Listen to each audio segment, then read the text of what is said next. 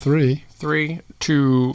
Hey, everybody, it's John at Ubaldi Reports, the podcast that provides fact, non-fiction as it regards America, dealing with issues impacting the nation, whether domestically or internationally. And as always, I know we do this once a week. Our goal is to do it every day, Monday through Friday, but there's a lot to talk about, from immigration to Capitol Hill, the recent primary in Nevada, what's going on in the Middle East that impacts the United States. There is so much to discuss. I want to talk about the primary in Nevada that a write-in got more votes than Nikki Haley. Nikki Haley. Okay, and then the write-in is not our choice, right? Yeah, I believe so. And then Trump wasn't on the ballot, not because Nevada was doing anything. It was just, did he not want to be on it? Or I had that reason why, and I can't remember right offhand. But either way, he wasn't really on the ballot, and Nikki Haley came in second to a write-in. To nobody. She literally came in second to nobody. But it just shows that the primary is pretty much, this is Donald Trump's race. But does it kind of send a message to her saying, hey, chick, time to bow out? I think it does. It does sound... I mean, she doesn't have any standing when it comes to being considered for any cabinet that Trump is having, the way she spoke of him, right? Well, the thing is, you can look back at previous presidential race. Like, one of the case comes in mind is doesn't count. George H.W. Bush ran against then candidate Ronald Reagan in 1980, and H.W. Bush won Iowa. But Reagan came back strong in New Hampshire, and then he started rocking up victories.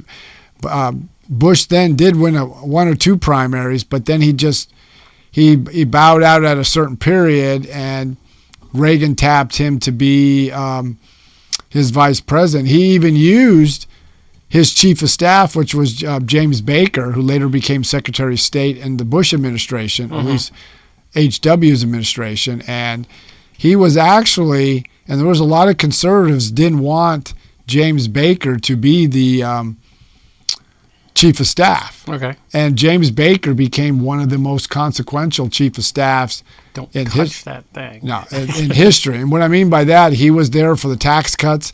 He was there for the making Social Security solvent. This is when he switched over to the Secretary of Treasury. Trump is a different person. He is a different breed. He doesn't necessarily hold a grudge, but he holds a grudge. He holds a grudge. So if, like, DeSantis, I don't know, do you think DeSantis might have a position in his cabinet? I think it's going to be different. I'm not sure who's all going to be in the cabinet, but I know for a fact it's not going to be Ron DeSantis, not because he has a grudge against DeSantis. I think we're not talking vice president. We're just talking about... No, but in the cabinet, I just don't see him being... Maybe Vivek Ramaswamy, maybe. I'm not really sure. I think he's going to tap some different individuals that we may not think about. Okay. And I think even when it comes to vice president, I think it's going to be a different choice. Is he going to go female, or is he sticking with male, you think? I kind of lean in like male. There's talk it would be Tim Scott. Oh. The one person that I like would be Elise Stefanik of New York. She is a very staunch conservative, but she's also can appeal to the suburban women because she's married, obviously, but she also has just had a recent baby, I think about a year or two ago. Mm-hmm. So she can understand those issues, and that can bring support to that demographic that may not be so supportive of Trump. And she really nailed a lot of the Harvard professors and MIT professors doing the anti-Semitic. So American Possum said VP is Tulsi? I don't know. Oh, Tulsi Gabbard. Yeah. I think that's who she's... Tulsi Gabbard wouldn't be a bad choice because she's... She sounds a lot. She seems conservative. She ran for president in 2020, and she really tore into Kamala Harris in the debate, not in a nasty way, but she really showed her mettle in the debate, and Kamala Harris had no response to it. But was she running as a Democrat at the time? She was running as a Democrat. This could be a way, almost like in 2008, John McCain was thinking of bringing in Joe Lieberman as his vice president, and Joe Lieberman gave the keynote address at the Republican convention. So you never know. With Donald Trump, he's always unconventional, unpredictable. So anybody could come out of this. Yeah. So we'll just have to see. Now, what about like the way our current administration, how Biden is kind of handling things like that? I think just recently he was talking about talking or hanging out with a French president that had been dead since 1993. 96. Okay, Francois Mitterrand. Okay. And he was president for a number of years. Is he just misremembering stuff, or is it just... The problem with this, it goes back to what Steve Ducey asked John Kirby, the press spokesman for the president. And he said, how do we trust the administration when you didn't even tell us the health history or the health concern of your Secretary of Defense, who was out of commission? Nobody knew where he was for 4 days. Yeah. So right now, we don't know. We're just only taking the word of the administration that he's fine. But when you have a president that doesn't remember that Francois Mitterrand passed away 30 years ago, and he's saying, I just met him, and he stumbles a lot. He doesn't hold press conferences. When he does, like today, he held a kind of a press conference, 2 questions, and then he stumbled, and he was done. Yeah. So you're not. So he's not debating. Is that? Yeah. At this point. What, are they just going to do town halls? I would be surprised if he does a debate, because I think his handlers want to control what he says. Yeah. And you can't control him when you're in a debate. And if Doesn't that sound weird, though? It sounds weird. You're the president of the United States, and you have handlers. You have people controlling. Well, you have people controlling you, how you run the country. Well, but you've always had people that advise you and give you prep your schedule and everything. But this one is at a different level we've never seen before. Now, when Donald Trump debated Joe Biden in 2020, the first debate, I think Donald Trump made a mistake by kept attacking him, and it was the same way back and forth. You didn't learn anything. So he should just let him talk.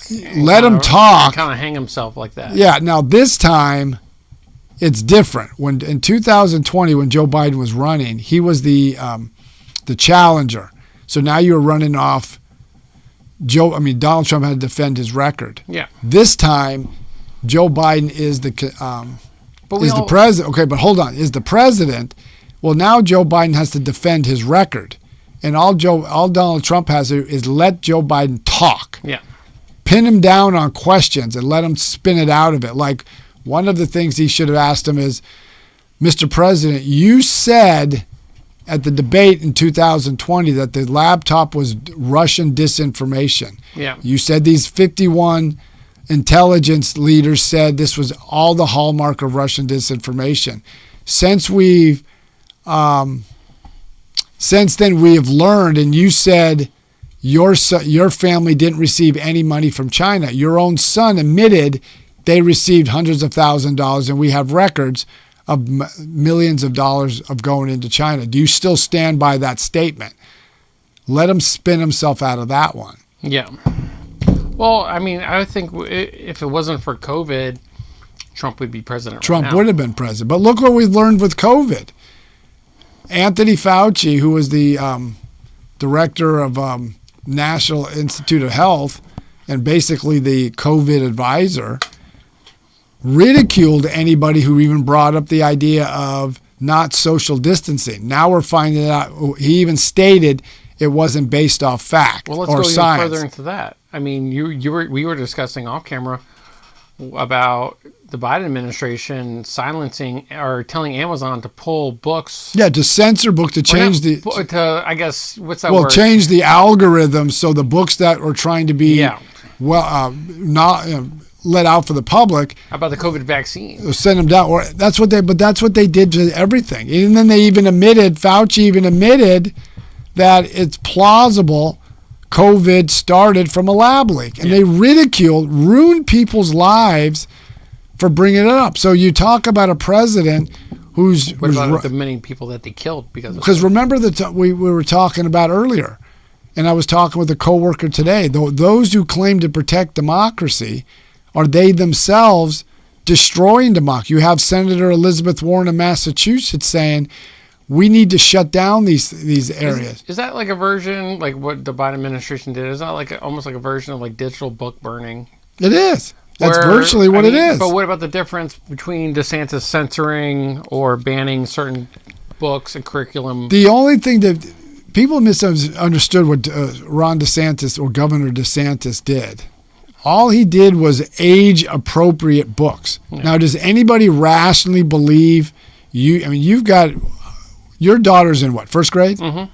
Do you believe that you want your daughter to learn about sexual positions or sexual genitalia teacher mentioned or penetration to your daughter? No. There's a school out in California. I'm hurting somebody. There's a school out in California where you have $250,000 of federal money went into this woke ideology that America should be wiped off the map. Mm-hmm. This is what's being taught in the schools. Yeah, I saw that. But she's like, because, you know what, I don't even go into there. But look how... Beach Baby, I want to just kind of touch on her before we keep on going. It says, what about tracking bank activity of citizens? Why? That's another one that you were seeing that Bank of America and other institutions were tracking the bank statements or the bank expenditures of individuals, especially tied to those who were up and around the Washington, D.C. area. Why are private businesses doing that, though? That's the question that needs to be asked. That's the question. These CEOs need to be known. Why are you turning these records over to the federal government? They even have, I believe, Bank of America. Okay, you guys are starting a gun range. Yeah. They were tracking if anybody purchased a firearm, if you purchased a firearm through your bank records. Okay, so leftover eggs. Cool. Said false, name the school or verification, please. One statement that the school is in Hayward, California. Okay. I can't name the school offhand. You will find it. I will find it, but I mean I know the school system. It's in Hayward, California. They got a $250,000 grant, and they were the person who was running that grant was saying that America should be wiped off the planet. Do we know her name? I got to look it up. I'm pretty sure it's easy for me to find because Jonathan Turley, the constitutional scholar, I was reading his blog. He mentioned it on his blog post, and he is no Republican. He says he's a Democrat. I'm a liberal Democrat, and he was outraged that this is why parents are pulling their kids out when kids in the same school. Those kids can't read to grade level, but yet they're teaching this stuff. Okay, so leftover eggs chimed in again, said the Fed government has been tracking our movements and purchases for decades. Would you agree? I would agree with that. So. I would agree with that statement. I would agree with that statement. Was that right? No. The GOA and the FPC announced today a lawsuit against that firearm tracking. The General Accounting Office. I think that's that's okay. I know that's Ray. Right there, user, whatever your name is, get out of here. Snowden refilled that. Okay, but going back to like the whole books and censorship and stuff like that. I mean, isn't Amazon just as big? Because they're complicit to what the government or the Biden they are complicit because there's actually a lawsuit going through the court system, but it's Missouri versus Joe Biden, or Biden versus Missouri, and what it is it's censorship by proxy. The government can't censor you because they're tied by the First Amendment, but what they're doing is they're working with the media, they're working with social media companies, they're also working with Amazon, and also the universities, like they mentioned the University of Michigan, the University of Wisconsin, Stanford, Harvard, and others are heavily involved in censoring individuals or entities that they believed provided disinformation. Now, all those that they're censoring were proven right over time. What we mentioned on COVID. What we mentioned on the Hunter Biden laptop. So when people say that the other side is a threat to democracy, you have to look at your own self And this administration has been the worst president on censorship since John Adams. And you're going back almost 240 years. Yeah, I would think the Democrats would lean about less censorship than they would more. Typically, the Democrats. How is it that Republicans aren't like, okay? But see, in a true world, the Democrats were always against censorship. Okay. The ACLU was always. I think they were against information making them look bad. But in the past, Democrats were always the party that was against censorship. They were against government intrusion into what we read, see, and hear. That was the Democrat. Now they're all about it. Now they're all, because they have this warped view, because it's Donald Trump, all rules go out the door. And people need to realize, before you start blaming the other side for a threat to democracy, you need to look at yourself. And if you don't think this is a problem, remember, you're setting a precedent, and the pendulum can be swung the other way. Yeah. So if they're going after people you don't like, remember, the thing can go back at you. Is Trump going to go on if Trump is reelected, is he going to go on a tirade and just start, hey, remember all this stuff you tried doing to me? I'm going to do it to you. Let's look at his background. Remember, in the 2016 election, his campaign moniker was "Lock Her Up." Yeah. Lock her up. As soon as he became president, did he do anything to go after Hillary Clinton? No. So this is he says this, and it riles up the other side, but he's not going to do it. He's not going to. His best way to get back at those that, both from the Republicans and the Democrat, is to get the economy moving, solidify what's going on overseas, to at least have some stability around the world. Okay. That's how you shut people up. So real quick, Lifter Eggs chimes in. He says, I'm confused. I said, is Biden an inept buffoon or a diabolical mastermind? He's an idiot. I think I would put that into both categories. He is calculating to do this because he made some kind of fast use and bargain with the progressives, and he's inept because Joe Biden has never been in charge of everything. He's been in the Senate since 1973 when I was in third grade. Now I'm 59 now. So he's been in power, been in government for almost 50 years. So all the problems we're facing, from the debt through energy to the problems with China and Iran, he was part of it. So you are the GIF, whatever. Did he have any evidence to go up to her? I guess go up. Did Trump have any evidence to get Hillary Clinton when he was like, lock her up?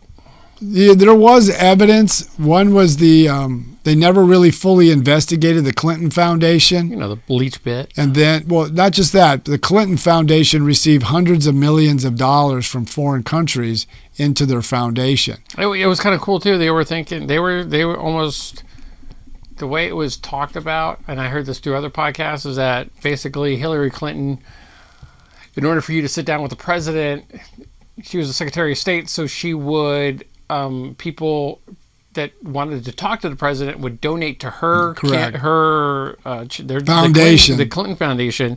So, and she would set up the meeting between her and Barack Obama. And then remember, Cheryl Mills, who was Hillary Clinton's chief of staff, she did some work on the Clinton Foundation while she was working as the chief of staff, Secretary of State. Mm-hmm. So it is Uma.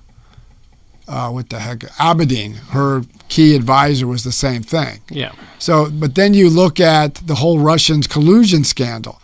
This was paid for. So Hillary Clinton paid. But isn't that a separate thing? That's different than lock her up. I mean, we were trying to prove collusion through Trump, but basically it kind of backfired in her face. But this could play into that because Hillary Clinton paid a foreign national to collect dirt on Donald Trump, then illegally paid for it that through her legal fees. But Obama's kind of guilty of that too, right? Well, Obama can be. I mean, I don't know how the laws work. Not the wiretapping, but no, but Obama can be guilty for being a conspiracy because James Comey went to President Obama and Vice President Biden and explained to them that Hillary Clinton was floating this idea of tying Trump to Russian collusion to take the onus off her and why she lost the election. So, they filed an amendment or something like that to all the court cases going on with Trump, saying that he has presidential immunity, and I think it's on its way to the Supreme Court now, right? It's on its way to the Supreme Court. One court ruled that he does not have immunity on the election. I think it was the election interference. Okay, but if he does have presidential immunity, okay, that's good for him, but also not good for him, because if the presidential immunity doesn't say stay or stick, and it says, oh, you don't have presidential immunity, then couldn't Trump, if he does go back into office, he can go after everybody in office that, quote unquote, committed a crime. Right? That's a plausible scenario. So, I mean, I think it's almost a win-win. In his case, if I was a vindictive person, I would definitely want that ruling to go against me. So as soon as I hit office, I'm like, I'm going to get you. I'm going to get you. But one of the other problems with each of these cases is, like, start with the one case in Atlanta regarding tampering with the election in Georgia. You have the district attorney. She was caught, and has a romantic relationship with one of the key prosecutors that was paid through taxpayer dollars.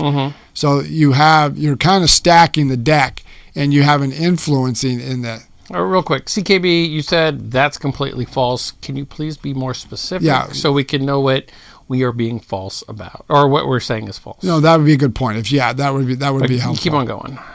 Wait, nice studio, the lighting. It's got a real vamp. Hey, I appreciate that. Yeah, appreciate that. We're doing it on a bootstrap budget. Yeah. This is actually in my mom's basement, buddy. So we're trying our best. We're trying to expand this to have a very better experience. So it's just give us a little time, and hopefully next month we're going to have something different. Yeah, we're gonna have a little bit more lighting. Yeah, and then I'll be able to do videos like when we talk about the Middle East. Oh, I can't wait. People are gonna be like, "Are those gunshots we're hearing in the background?" Yeah. But when we come to, like, the Middle East, I want to discuss the Middle East, but I'll have a map of the Middle East in the background, so I can point to different areas to bring more context to it. Yes, CKB, he will use crayons and markers for you, just specifically. Okay, buddy? What was that? You know, it's him just being he's being a D on TikTok. Oh, Russia. So, okay. I think he's saying that the Russian collusion is completely false. There's reports that would maybe contradict you saying it's false, but sure. Okay, so he or she is saying that the Russian collusion was false? I guess, because we were talking about Russia. No, but that's fact, because you had 3 investigations. You had Robert Mueller's, then you had the Inspector General of the Department of Justice, who was appointed by President Obama, and then you had John Durham, who said that there was no basis to have this continue. Yeah. I mean, you had Robert Mueller said you can start with the initially looking at it, but once they found no evidence, there was no reason to keep this thing going. And then John Durham reported, which we didn't know, and when they interviewed in a court case the campaign manager for Hillary Clinton, she goes, yeah, she paid for it. Mm-hmm. She's the one that started this. And that's where it came from. I mean, it's not, but then you got Adam Schiff, who's a representative from out of California. He's running for U.S. Senate. He's the one that said numerous times, there's ample evidence, and he was chairman of the House Intelligence Committee during this period. He said there's ample evidence in plain view. He's never been asked. It was kind of mentioned at a debate last month, but he has never been asked, where's that evidence if it's there? I really don't know if this is for or against what we're talking about, but Leftover Egg says it was a report Hillary bought the Steele dossier from Republicans and ran it during the primaries. No, that has been debunked. Okay. The Republicans started it at Fusion GPS, ended it in April of 2016. Mm-hmm. Hillary took it over from there, but she paid a foreign operative to get this paid for that dossier. I know, and then she paid a fine for it too. and then submitted that and pushed that evidence through the FBI. Yeah. So this was all Hillary Clinton's fault. Yeah, we've been talking about this for a while, but we still have to talk about the immigration problem. But I want to talk a little bit more about Tucker Carlson going to Russia. I would be okay. I know we kind of play this as like a PG show or like a G show, but I would be scared shitless being Tucker Carlson in Russia, knowing the history of American journalists being detained. Yeah, but I think on this time, Tucker's a prominent journalist. I think if it would blow up it big in his face if Vladimir Putin did anything to Tucker Carlson. And I know there are some people who are opposed for him going, not on that ground, but more on why are you giving him a voice? Why shouldn't you interview people and challenge him and put him in? And put him out. I would do the interview and make sure it's broadcasted throughout Russia. We have the ability to do that. Let's touch on that in a second, but I mean, TikTok is kind of getting blowing up for us. It says, by the way, do you think that the cabinet bone spurs or Trump administration calling our heroes suckers and losers? That was, if I remember. If I can see where this person's going, when that was an incident when Donald Trump, when he was president, went to Belleau Wood, which for every Marine knows was a very storied campaign during World War I. And there was a report he said that to those who had perished. That was written by Jonah Goldberg in the Atlantic. There was nobody in the room who heard that statement because he referenced General Kelly, who was Donald Trump's chief of staff. Yeah. And Kelly wasn't in the room. Now, John Bolton, who was no fan of Donald Trump, debunked that. That did not happen. That was never said. Okay. And this was what they call yellow journalism, crap journalism, because they showed no evidence and nobody who was a source was brought up to say, where did you get that information? Yeah. So CKB, there it is, all in crayon. Explained for you, buddy. Beach Baby, always good to have her, you. But it's he was probably safer there than here. We're talking about Tucker Carlson.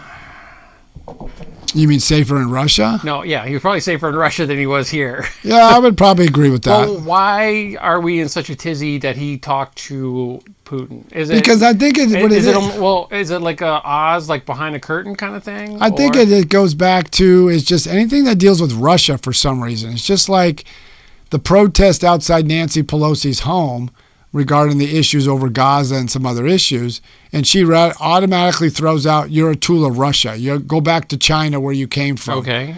So I just think that they keep using this Russian narrative that just, I can't, what's their fixation on that? Mm-hmm. But let Tucker interview Putin and hold him accountable for what he's doing. Yeah. I don't see why any journalist wouldn't want to do the same thing. Would he tiptoe lightly about that? Because if you piss off Putin, you're going into no. Because I think Putin knows this is going to be widely broadcasted, so I think he's going to try to dance around. It's going to be all over X. Yeah, and I don't think Tucker has anything to worry about. Okay. Let's see. Then we got a few more minutes. Let's talk about immigration. I mean, okay. I really don't think it's a non-issue. It's a non-issue right now. It will probably start ramping up again, come closer to the election. Well, it's still a huge issue because you still have hundreds of thousands streaming across. Now they tried to get a border deal. I read the bill that was released by the Senate on Monday. I mean, everybody champions, this is the best thing we've had in years. No, it's not. It still allows almost 1.8 million illegals to come across, mm-hmm. or immigrants as you may want to go. It does. I mean, you're getting 5,000 a day. Do the math. It's 1.5 to 1.8. Yeah. We're bringing in people from Latin America who have no skills, no education, or minuscule. It doesn't fix the asylum law. It doesn't do anything about the enforcement mechanism. Doesn't do anything about putting a wall up or anything similar to that. It doesn't end sanctuary city where cities like New York are giving free money out, California, Illinois, all these cities. So it doesn't end all that. So I don't see how this is a good bill. I think it's the best thing to do is have it collapse. Okay, Biden can fix this by reversing all his executive orders and going by what worked before. So 2 last TikTok questions. Both are going to be from Beach Baby. Don't the citizens deserve to hear both sides? We're sending money. All we have heard is from Zelensky. The point is, like I've always said, I support arming the Ukrainians, not the way Joe Biden has done it. Had he shown strength throughout 2021, didn't have the disastrous pullout from Afghanistan, and even before Russia went in, he said, well, Russia can do a minor incursion. And then he had to walk it back. He should have armed them. Then when he does arm them, he piecemeals it out. We'll give you certain things, but we're not going to give you this. Now we're giving this. First we said we're not going to send tanks, now we are. First we're not going to send F-16s, now we are. Mm-hmm. If you're in, you're in. If you're not, don't do that. And then one of the biggest things he did is he froze the liquefied natural gas that we could ship to Europe to wean them off Russia. So how is that helping the war effort by when the Europeans are still trying to get energy from Russia? Mm-hmm. Makes no sense to me. All right, so leftover rigs, not today. Beach Baby again. Isn't there a law on the books from Biden about immigration already? He's done everything by executive action. So he overturned everything that Donald Trump did. So he can fix it by reversing those executive actions. But he won't do that because he's too tied to the progressive wing of his party. Okay. So, Ray, if you really wanted to ask that question, you'd be here in the studio asking it. Yeah. Leftover eggs, I guess the Senate bill does address asylum. More judges, trial time, 6 months, asylum reform. But also in that same bill, it's having the American taxpayer pay for the lawyers for the illegal immigrants coming in. So we're still giving money to illegals. We're not doing anything. And with the other thing is, early in the Biden's administration, he said we're going to do everything at the source. Does nothing to address the source of why these immigrants are coming to the United States. Yeah. Crap. I'm trying to text Ray the middle finger. Oh, okay. But I mean, it really doesn't. I mean, we're getting immigrants from all over the world. We just seen thousands from China. These are military-aged men coming in from China. Why are they coming in? Who are they reporting to? Where are they going? We don't know a lot of this stuff. So all this can be fixed if Biden would just get tougher, but he keeps blaming Republicans, and it's disingenuous. He's the fault, and every Democrat's at fault because you said your sanctuary cities, you gave benefits. California gives free health care to everybody, regardless of immigration status. Who pays for that? So, all right, John, how can they go ahead and get a hold of you? You can get a hold of us by going to ubaldireports@gmail.com. It's ubaldireports@gmail.com. Or you can check us out at Facebook, Twitter, Instagram, and TikTok. Or check us out on previous podcasts we've done by going to all the podcast streaming services and check us out from there. And before we end this, Joe's going to talk about what he's working on. Okay, so we have a gun shop. We have a gun store. We have a gunsmithing area. We have a classroom. We have a gun range. We're just waiting on some paperwork. Once our paperwork gets in, the website goes up, and then we guys can start coming in, ordering, getting memberships, and all that kind of stuff like that. And when that happens, we're going to be about 30 days from opening. So look out for that. You can follow us on all things All American Gunslinger, unless it's on Twitch, which is like All American Pew Pew Slingers. Follow us on all social media. Go to our Facebook page and just like the page. Tell them you heard us from Ubaldi Reports. John would like that. I would like that. Definitely. Just know that there's like a few people out there be like, hey, heard you on Ubaldi Reports. Put in the message. We always answer our messages. And we're getting very, very close to having everything up and running, operational, so that you can come in and just go ahead and start shooting. So we will talk to you soon about that. And keep following Ubaldi Reports. So we'll be live every Wednesday at 7:30 Eastern Standard Time. So till then,